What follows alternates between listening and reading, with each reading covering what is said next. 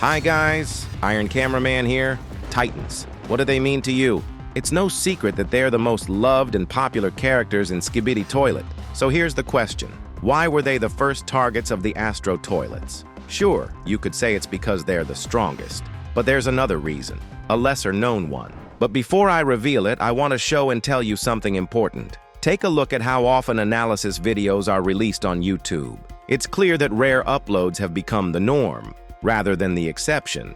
And it's not because the YouTubers are slacking. It's due to the big gaps between episodes and the fact that most theories have already been covered. Things are starting to repeat, and to avoid spamming, we've had to focus on making fewer but higher quality videos. My team and I, just like other analysts, aren't giving up. We're doing our best to find the right balance between quantity and meaning. That's why your support through likes really helps push our channel forward while we wait for part 2 of episode 79. By the way, 74% of viewers watch my videos without subscribing. If you're one of them, let's fix that. That way you won't miss anything new, and our little family will get to 1 million subscribers faster. I've got a big, awesome surprise planned for that milestone.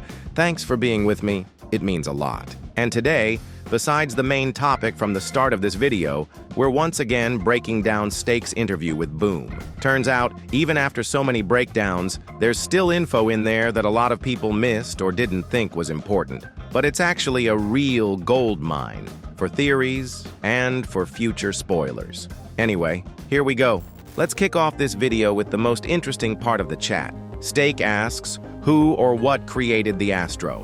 Boom replies, that's a spoiler, but skibidi is the Astro. Steak, is that why the Astro look like humans? Boom, they're similar. As Boom confirmed earlier, we really did see the Astro at the very start of Skibidi Toilet. Their red eyes and levitation gave it away, and since they had no gear or weapons, it's clear they were traitors who came to Earth alongside G and the scientist. But why did they arrive almost naked?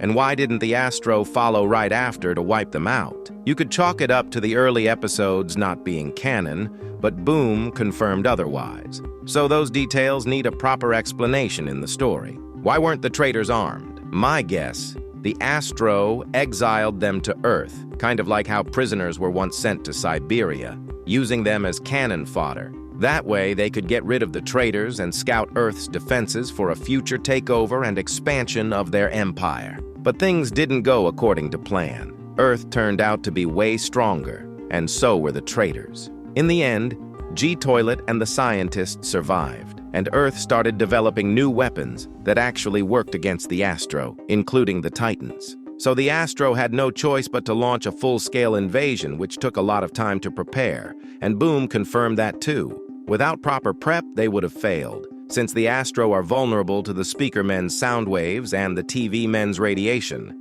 In a way, the traitors did complete their mission. They helped develop countermeasures to those weapons, which were eventually passed on to the Astro. It's also possible that the Alliance's tech is super valuable to the Astro. Capturing things like the teleporting TV men might be their second biggest goal after wiping out the traitors. There's also a chance that G-Man and the scientist's location was hidden at first, maybe by the secret agent. By the time the Astro finally tracked them down, the Alliance had already become too strong to attack without proper prep. And the fact that the Astro are throwing so much time and effort into taking down G-Toilet shows how important he is. He might have been a commander, or even the commander-in-chief of the Astro back in the day. His special crown and the number of rank ribs on it point to that. He managed to start a rebellion and gain tons of followers.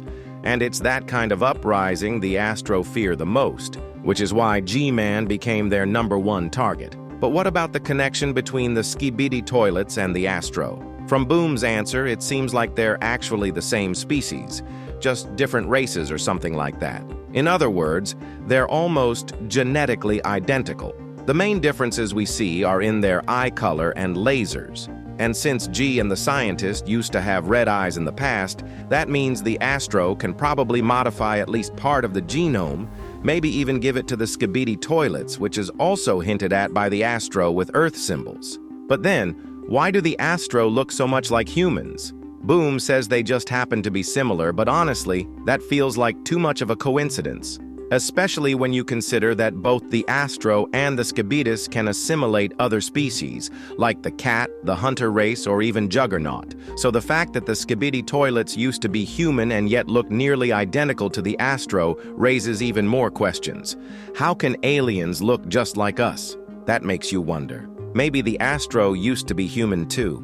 According to the panspermia theory, life on Earth could have come from somewhere else in the universe. That would explain the insane resemblance. Basically, humans and the Astro could be the same species, but the Astro planet got infected by the song, turning them into toilet-like creatures, while Earth stayed clean. There's also another possible explanation: parallel evolution. That's when the same organs or traits evolve independently in different species, like eyes, for example. So maybe the conditions on the Astro planet were the same as on Earth, which led both species to evolve the same way. Now, the next topic I want to get into is the inside of the Mothership.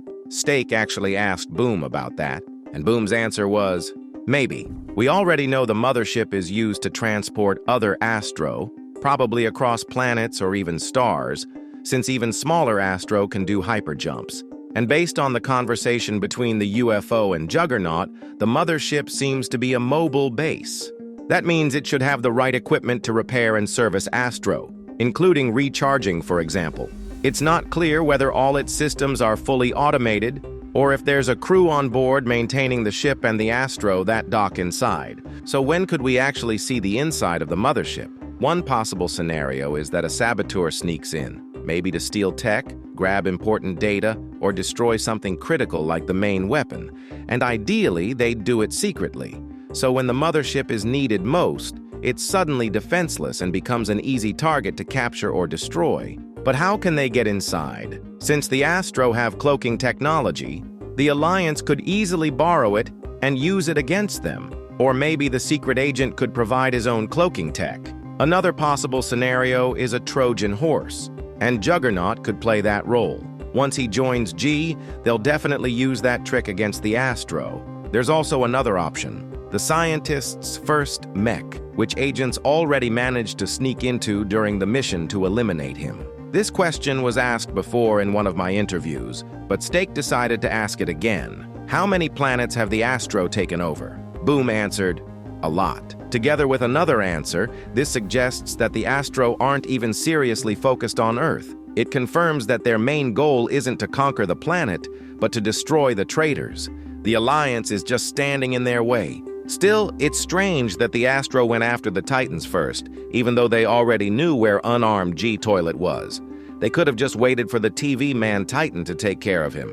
There are two possible reasons why it didn't go that way. First, the TV scientist got involved and insisted on keeping G alive, so the Astro, realizing they'd still have to deal with the traitor themselves, decided to also take down his possible ally, the Alliance, especially since all the Titans were in one place. Second reason, the Astro just didn't know that G-Man was about to be destroyed. The fact that the UFO showed up in front of the Titans after the chat with the TV scientist supports this. Plus, the invasion had already started before that, which means it was planned in advance. It just happened to line up, and the Alliance almost did their job for them. For the upcoming episodes, it's also important to think about the state of the captured worlds. Judging by the totally different designs of the Hunter and Juggernaut with his son, they come from different races, but still serve in the Astro army. This means the Astro don't just destroy worlds.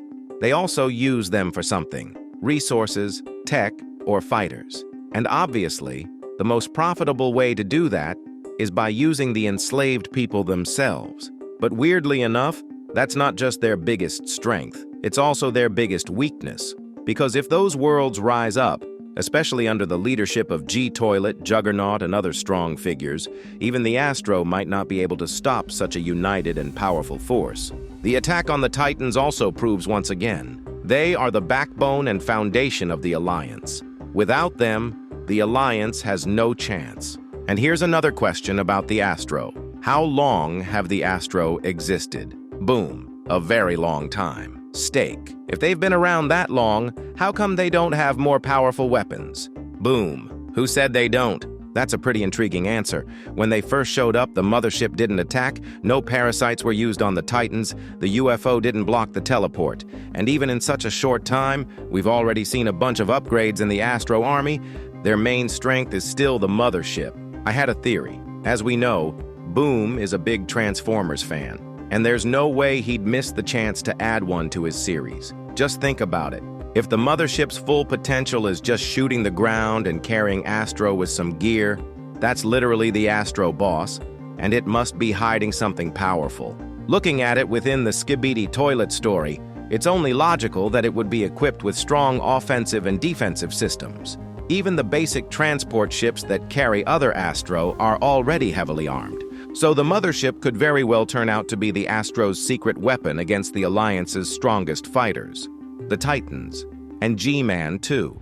If you enjoyed this interview breakdown, make sure to subscribe so you don't miss the next parts. And if you haven't watched the previous 6, I put them all into one convenient playlist. It's already on the screen. Click and watch. You'll definitely enjoy those too. See you next time.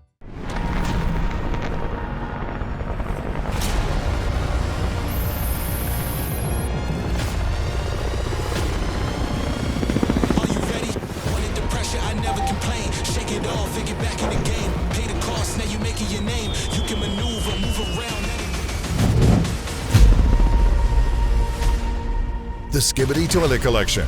Find it in stores and online at Walmart.